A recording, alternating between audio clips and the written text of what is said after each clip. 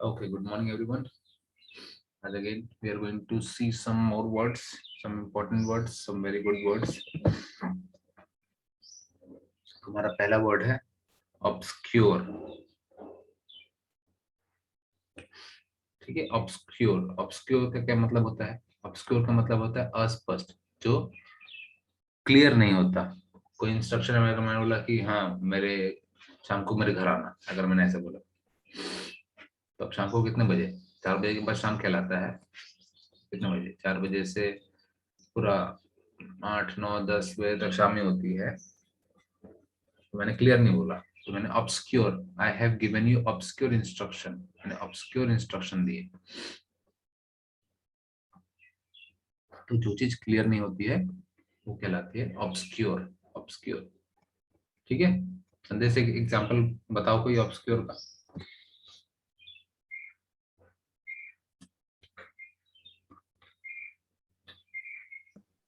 संदेश. हाँ sir.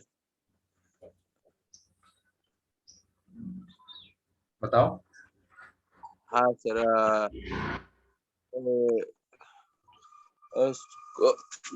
School will start at 4 October is not obscure. Okay, Obscure. ठीक, fine, चलेगा. अच्छा ये सुनो, जब मैं तुमसे कभी फटाक से पूछ रहा हूँ ना, तो तुम आधा हिंदी आधा इंग्लिश ऐसे करके बोल सकते हो. ठीक है. Okay. हाँ, उससे तुमको एक आइडिया लग जाएगा. खाली मैं तुम्हें आइडिया के लिए बता रहा हूँ कि ये वर्ड कैसे यूज होगा. जैसे मैं अभी तुमको बताया कि मैंने जो तुमको इंस्ट्रक्शन दी वो ऑब्सक्योर थे, तो ऐसा भी तुम बोल दोगे तो चलेगा. ठीक है, सिर्फ वो वर्ड आना चाहिए बराबर जगह पे एकदम. ठीक है, ऐसे तुमको समझ में आ गया, then you will automatically make the correct sentence using that same word. क्योंकि उसी को इंग्लिश बनाना है, तुमको सेंटेंस में समझ में आ गया कहाँ पे यूज हो रहा है, तो तुम कर लो. चलो नेक्स्ट वर्ड देखते हैं. The next word is aesthetic. Aesthetic. Aesthetic. Athletic होता है जैसे, वैसे एस्थेटिक. एस्थेटिक क्या होता है? जब सुंदरता के बारे में बताया जा रहा हो, सुंदरता के बारे में, एस्थेटिक. ठीक है. हाँ सर। जब किसी, मान लो कोई बहुत अच्छी पेंटिंग बनी हुई है, जैसे मोनालिसा की पेंटिंग बहुत अच्छी पेंटिंग में से मानी जाती है ना. ऐसे करके खड़ी है वो औरत, पेंटिंग उतनी खास तो नहीं है, ऐसी है, तो उसकी पेंटिंग की अगर हम तारीफ करेंगे तो हम क्या कर रहे हैं, उसकी एस्थेटिक के बारे में बात कर रहे हैं. ठीक है. किसी पेंटिंग, आदमी की भी सुंदरता के बारे में बात कर रहे हैं. किसी घर, कोई बहुत सुंदर घर बनाया है, मुकेश अंबानी का घर तो बहुत सुंदर है, बहुत बड़ा भी है और सुंदर भी है. कोई कार की सुंदरता के बारे में बात कर रहे होंगे, किसी सामान की, कोई किसी मोबाइल के. तो ये सब क्या कहलाएगा? We are talking about the aesthetics of that particular thing. ठीक है. मान लो तुम जूते लेके आए बहुत बढ़िया, एकदम हल्के से हैं, रबर सोल बहुत मजबूत है, तो अजीम बोलने लगे यार जूते तेरे बहुत अच्छे हैं, तेरे ये तो इस रनिंग में बहुत मजा आएगा, खेलने में भी होगा. तो अजीम क्या कर रहा है? Azeem is talking about the aesthetic of your shoes. समझ में आया मतलब? हाँ sir. Okay, let's go to the next word. Annihilate. Annihilate. Annihilate भी बहुत इंपॉर्टेंट वर्ड है, हिस्ट्री से जुड़ा हुआ वर्ड है. ठीक है. जो बाबा साहब अम्बेडकर हैं, उनकी किताब है, उसका नाम है एनीहिलेशन ऑफ कास्ट. ठीक है. तो वहीं से लोगों को वर्ड ध्यान आया कि उनको बताता हूँ. एनीहिलेशन का क्या मतलब होता है? संहार करना. संहार मतलब क्या होता है? खत्म करना. ठीक है. जैसे हाँ सर। पहले के टाइम पे बहुत सारी ऐसी चीजें होती थी जो कि ठीक नहीं थी, और उनको खत्म करना जरूरी था. जैसे जैसे एक वो होती थी, प्रथा होती थी कि जब कभी एक आदमी मर जाता था, पति पत्नी में से पति मर जाता था. ठीक है. पति मर गया तो उसको जलाते थे. ठीक है, उसको जलाते थे.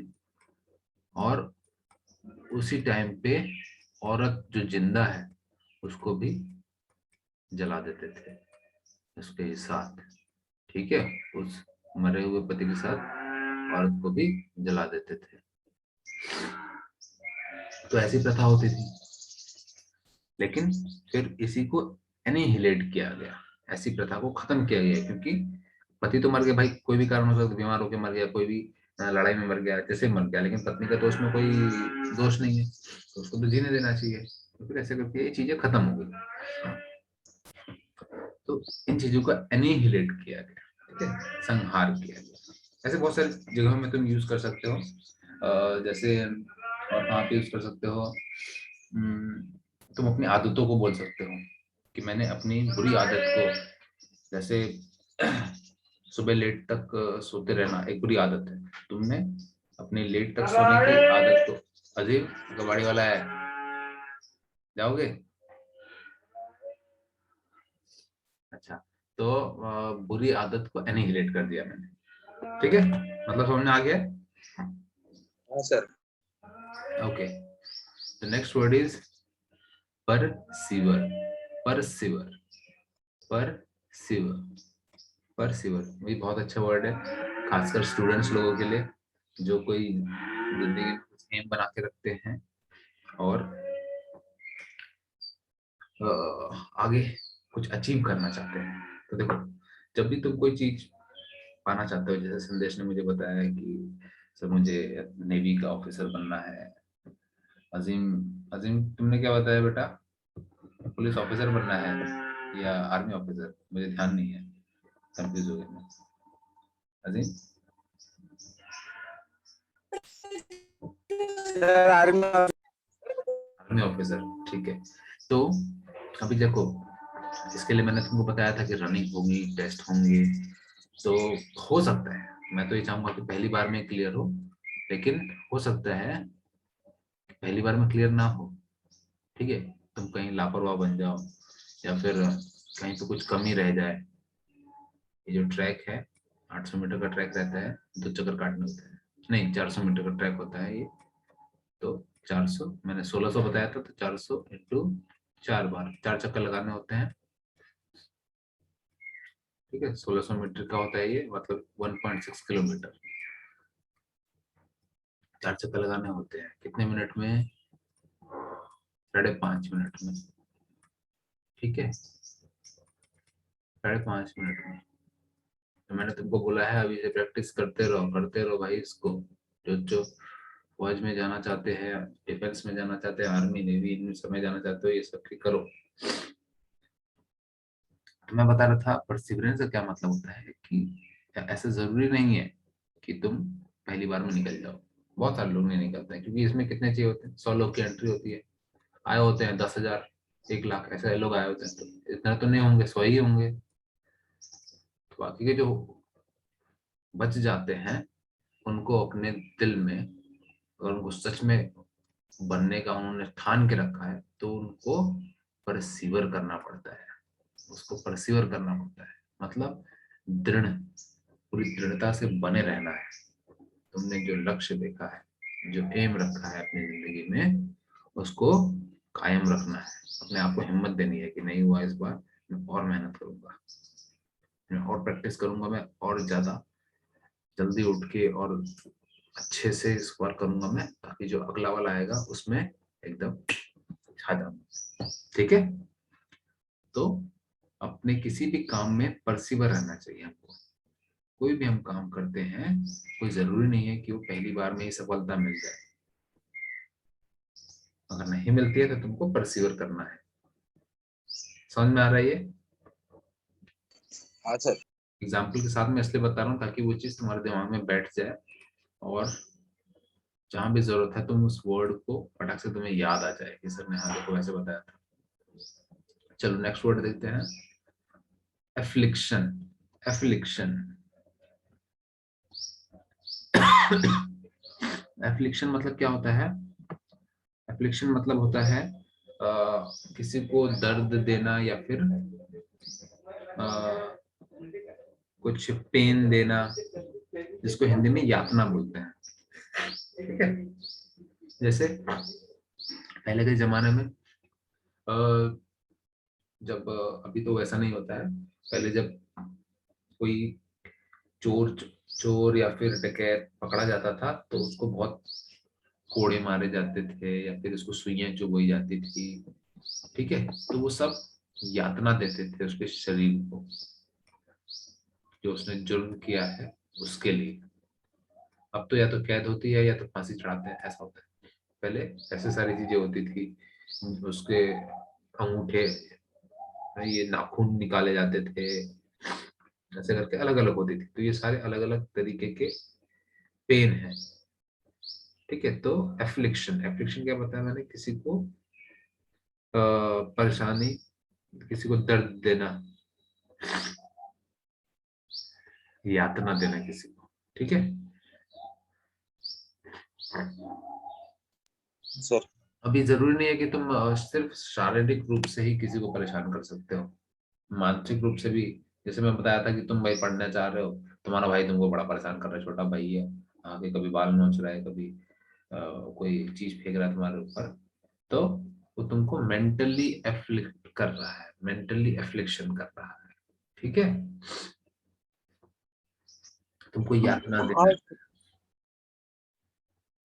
ठीक, वैसे ही किसी काम में भी हो सकता है, कोई काम से तुमको बहुत तकलीफ हो रही है कि भाई रोज मान लो 2 बजे पानी आने लग गया सुबह, अब तो 2 बजे आएगा तो तुम तो बड़ी परेशानी होगी।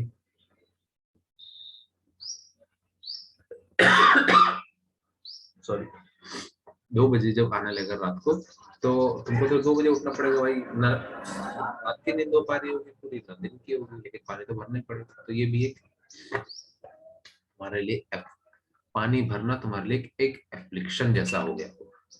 ठीक है, तो ऐसे एक यातना जैसा होगा, परेशानी होने की, उससे शारीरिक और मानसिक दिक्कत आएगी।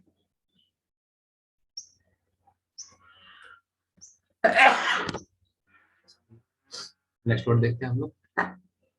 Next word is remnant. Remnant, remnant क्या होता है? रेमनेंट होता है किसी चीज के अवशेष, किसी चीज के अवशेष।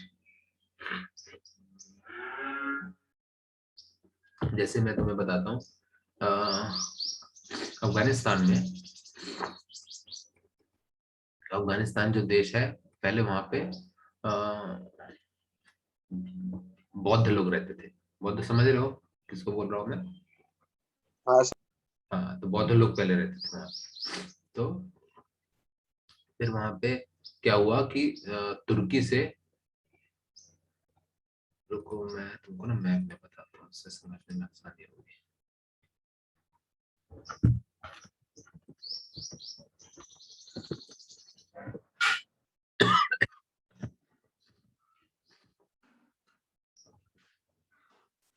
ये मैं अभी तक तो बोल देता हूँ जब तक मेरा मैप ओपन हो रहा है कि तो वहां पे अफगानिस्तान में है, तुर्की से आगे मुस्लिम रूलर। ठीक है, भी जितने ये थे मुगल और ये सब, उन लोगों ने पूरा तबाह कर दिया। वहां पे एक बहुत सुंदर सी बड़ी सी मूर्ति बनाई थी बुद्ध भगवान की, वो भी तोड़ दी।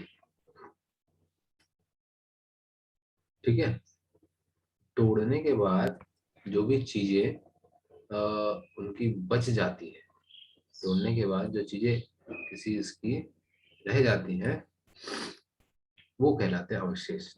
जैसे तोड़ा रहेगा तो हाथ, हाथ भी टूटा होगा, नाक भी टूटी होगी, तो वो जो सारी चीज होती हैं वो इतनी पुरानी थी कि वो बहुत कीमती हो जाती हैं।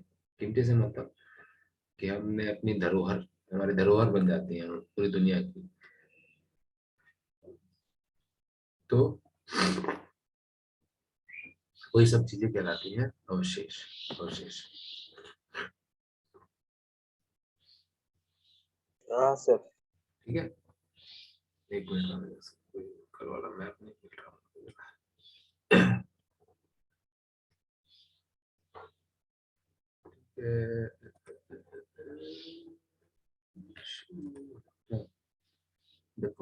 तो ये है,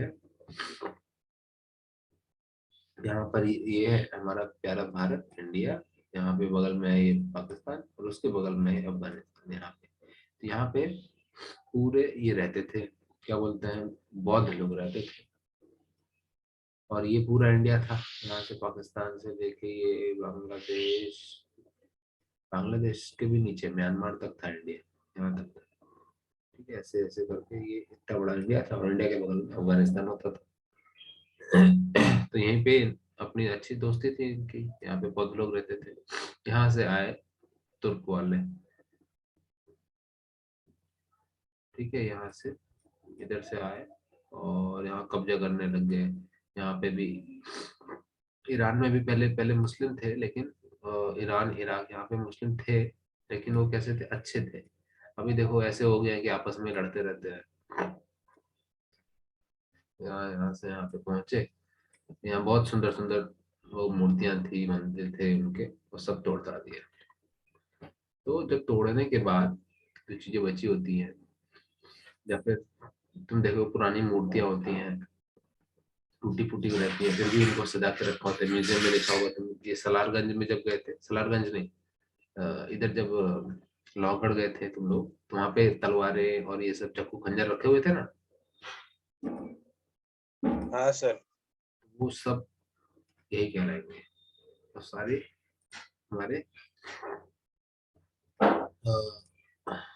अवशेष कहलाएंगे, ठीक है, रेमिनेंट कहलाएंगे, जो शिवाजी महाराज के टाइम पे यूज हुए थे, वो उसके। ठीक है, तो रेमिनेंट वर्ड समझ में आ गया। हाँ सर। नेक्स्ट देखो, नेक्स्ट तो बहुत आसान है, मिडो। मिडो, मिडो का मतलब क्या होता है, घास का मैदान। घास का मैदान, यहाँ पे घास होती है, ठीक है, ऐसा ग्राउंड जिसमें छोटी छोटी छोटी घास निकली होती है। जैसे तुम क्रिकेट का ग्राउंड देखोगे, फुटबॉल का ग्राउंड देखोगे, वहां पे छोटी छोटी घास होती है। मैं छोटी घास बोल रहा हूँ, ऐसा बड़ा नहीं कि पूरे जंगल से भरा हुआ है, छोटी छोटी घास जहाँ पे होती है, तो क्या कहलाता है, मीडो। मीडो, ठीक है। देखो हर चीज के लिए बड़ा सुंदर सुंदर नाम दिए हुए हैं। हिंदी, हिंदी में तो देखो कोई नाम नहीं है, तो उस नाम को समझाया हुआ है ना, लेकिन इंग्लिश में नाम दे रखा है उसका, मीडो। ध्यान रखो, ये तुम वहां पे जाते हो खेलने के लिए, तो वहां पे भी छोटी छोटी घास है, तो वो भी मीडो कहलाएगा, है ना, डेयरी में। हाँ सर। ओके, नेक्स्ट वर्ड देखते हैं। बोलना आइडो सिंक्रेसी। आइडो, इस आई आई डी के बाद जो आई है उसको नहीं पढ़ते, आइडो सिंक्रेसी, आइडो सिंक्रेसी इसको पढ़ते हैं। आइडो सिंक्रेसी देखो बहुत अच्छा वर्ड है, बहुत सुना होगा तुमने हिंदी में, लत, किसी चीज की लत लगना, है ना, आइडो सिंक्रेसी। आइडो सिंक्रेसी का क्या मतलब होता है, लत लगना। लत लगना। एक और इसका मतलब था, जरा मेरे को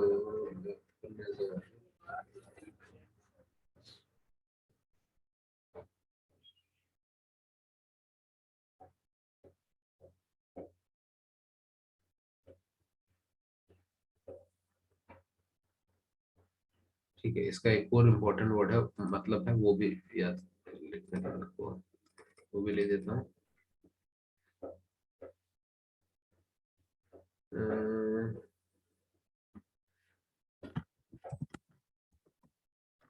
स्वभाव, तो अलग अलग मतलब होते हैं, ठीक है, ये दोनों याद रखो, दोनों इम्पोर्टेंट है। स्वभाव, स्वभाव क्या होता है, जैसे अभी अ, अगर देखो, हर आदमी का एक अलग अलग स्वभाव होता है ना। जैसे किसी को अगर मान लो सड़क में कोई गरीब आदमी दिख रहा है, तो कुछ लोग होते हैं जो बोलते हैं कि अरे यार बेचारा देखो कैसा है, अगर उनके पास कुछ होता है उनको देने के लिए गरीब को, तो वो दे देते हैं। और कुछ लोग होते हैं वो बोलेंगे अरे यार ये पता नहीं कहाँ से आगे सड़क गंदी कर रहे हैं, और ये नहीं कि अपने घर में रहे, खुद कुछ करे, ऐसा, ठीक है। और फिर और भी अलग अलग तरीके के लोग होते हैं, कुछ बोलेंगे कि भाई तुम अच्छा अगर लंगड़े लुल्ले नहीं हो तो तुम काम क्यों नहीं करते, ऐसे सोचने वाले भी होंगे। तो हर तरीके के तुमको मिलेंगे, हर स्वभाव के लोग मिलेंगे, ठीक है, हर स्वभाव के लोग मिलेंगे, तो वो भी कहलाता है आइडोसिंक्रेसी। आइडोसिंक्रेसी, ठीक है, किसी का नेचर, ऐसे समझ लो किसी का नेचर कैसा होता है, कैरेक्टर उसका कैसा होता है, वो कहलाता है। समझ में आ गया? वैसे हर इंसान का एक अलग आइडोसिंक्रेसी होती है। हाँ सर, समझ में आया। अब देखो ये वर्ड बहुत, तुम लोग बहुत ऐसे ही हो, काफी तुम में से ऐसे हो कि आज्ञा न मानने वाला, आज्ञा न, ऑर्डर नहीं मानता, कुछ काम कहा होता है वो नहीं करते। रिकैल्सिटरेंट, रिकैल्सिटरेंट, रिकैल्सिटरेंट, रिकैल्सिटरेंट, रिकैल्सिटरेंट कौन होता है? जो आज्ञा नहीं मानता है। ठीक है, उनको पापा ने बोला कि आज शाम को साइकिल साइकिल बनवा के ले आना, तुम खेलने में लगे हो, खेलने में लगे हो, रात हो गई, पापा आए कि घर पे, बोले साइकिल क्यों नहीं बने, तुमने भी कोई बहाना मार दिया, पापा वो बहुत बारिश हो गई थी, या फिर वो साइकिल वाला आज आया नहीं था, और ऐसे ऐसे करके बस। या तो जब तुमको बोला तभी तुमने बोल दिया नहीं नहीं, मैं नहीं जाऊंगा, मेरे को बहुत पढ़ाई करनी है और ये करना है। अब जब टीचर पूछेगा भाई तुमने पढ़ाई किया, तो तुम बोलोगे कि मैम मेरे को पापा ने साइकिल बनाने भेज दिया था, मैं गया, दोनों जगह झूठ बोल के तुमने अपने जो भी आज्ञा तुमको दी गई थी उसको नहीं माना, तो ये क्या होगा? रिकैल्सिटरेंट। तो मैं कैसे इंसान हो गए? रिकैल्सिटरेंट हो गए। कोई भी इंसान जो आगे को नहीं मानता है रिकैल्सिटरेंट हो जाता है, रिकैल्सिटरेंट कहलाता है।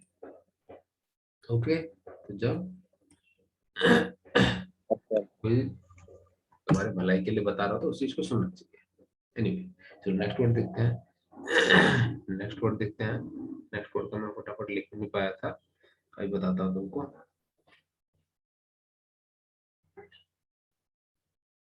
Noir, next word is noir. तो नॉयर का क्या मतलब होता है?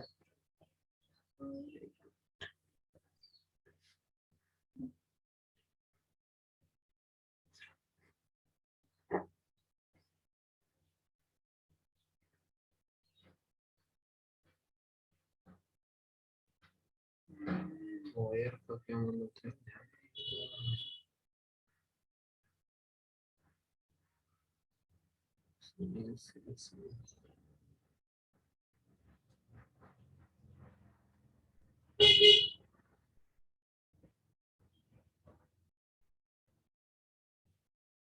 देखो नॉयर का क्या मतलब है, मैं इसको लिख भी देता हूँ यहाँ पे ताकि तुमको काम आएगा। नॉयर का मतलब होता है जो खुद से इंस्पायर्ड होता है, जो खुद से इंस्पायर्ड होता है। ठीक है, दूसरे,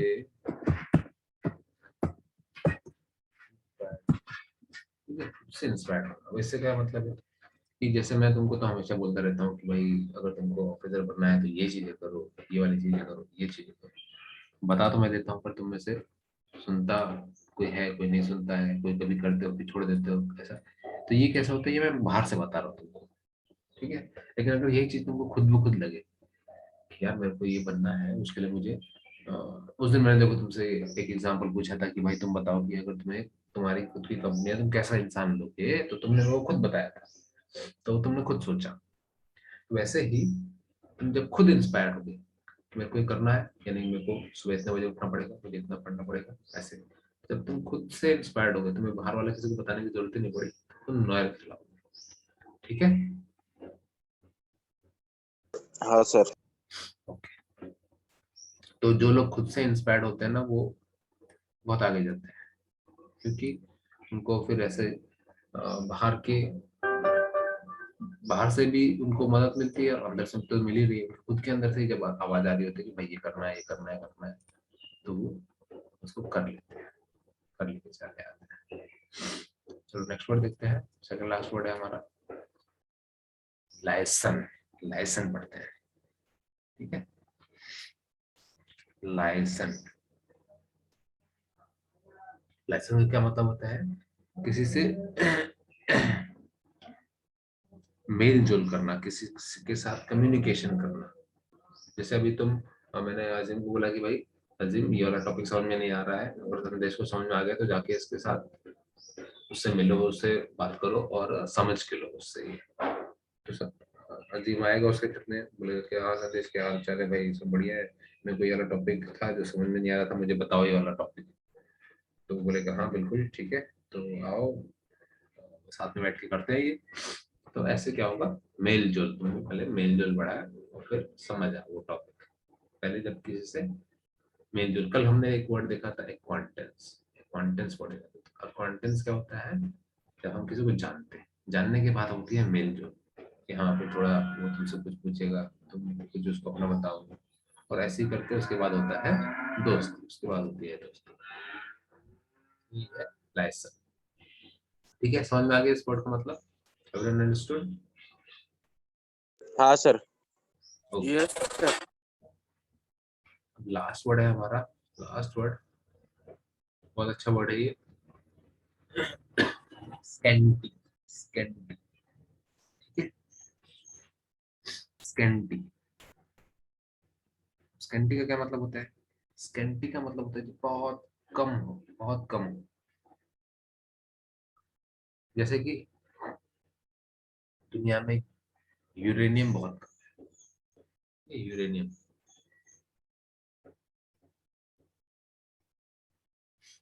ये यूरेनियम, यूरेनियम 235, ठीक है, 235 और 238, दो एक अलग अलग यूरेनियम होते हैं जो दुनिया में बहुत कम है।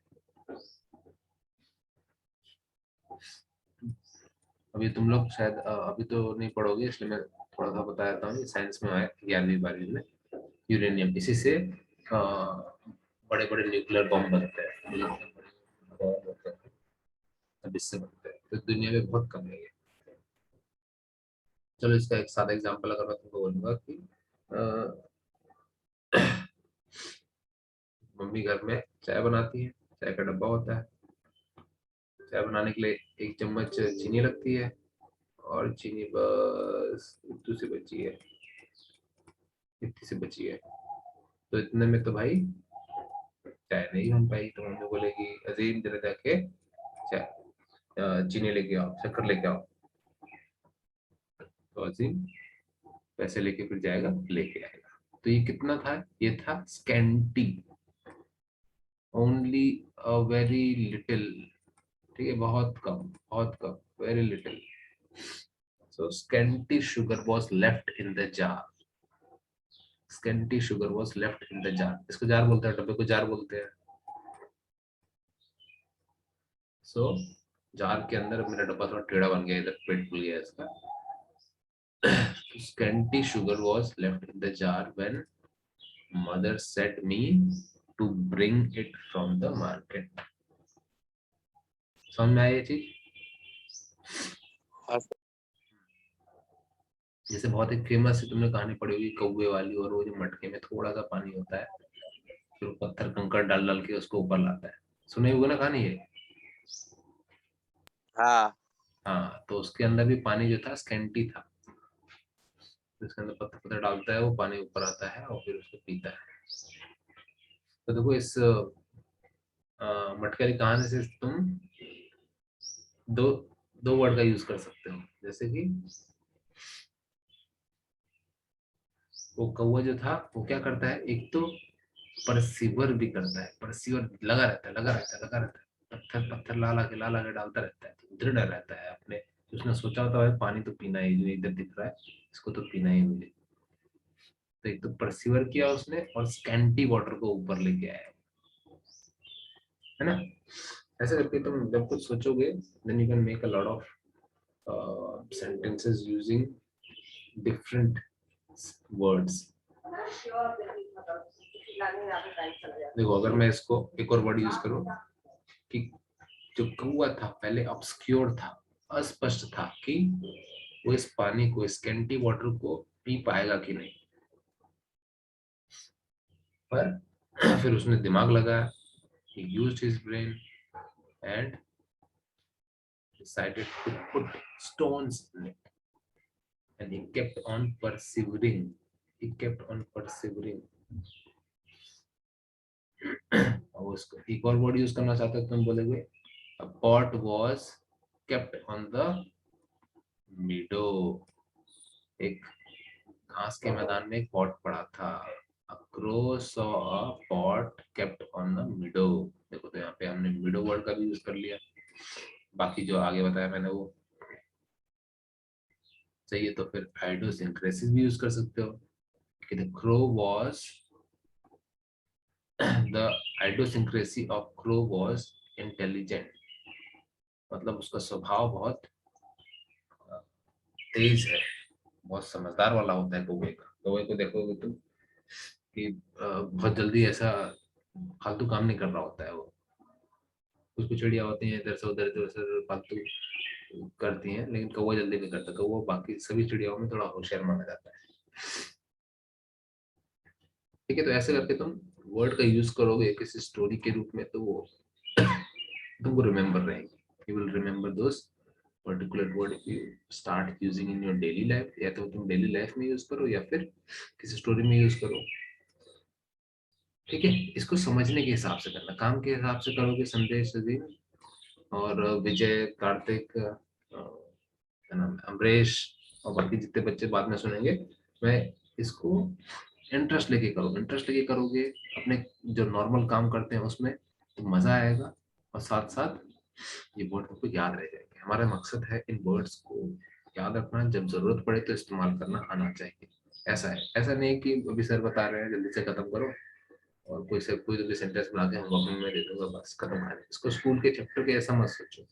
इसके लिए मैं तुमको जल्दी तुम्हारे चैप्टर्स वाला एकदम कोई बात नहीं बताता हूँ जब सिर्फ कहानी समझानी होती है. क्यों? क्योंकि भाई उसमें वर्ड्स बहुत कम दिए होते हैं, जो तुमको नए वर्ड्स होते हैं बहुत कम दिए रहते हैं. इसलिए मैं खोज खोज के लाता हूँ कि तुम इसको पढ़ो, इसको याद करो और जब को भी जरूरत पड़ेगी यूज करना. ठीक है, understood everyone? Yes sir. Okay, तो चलो इसके साथ हमारा ये वाला हो जाता है टॉपिक खत्म. आज मैंने कम वर्ड्स रखे थे क्योंकि मेरे को एक और टॉपिक मैंने सोचा हुआ है. So let me move to the next topic.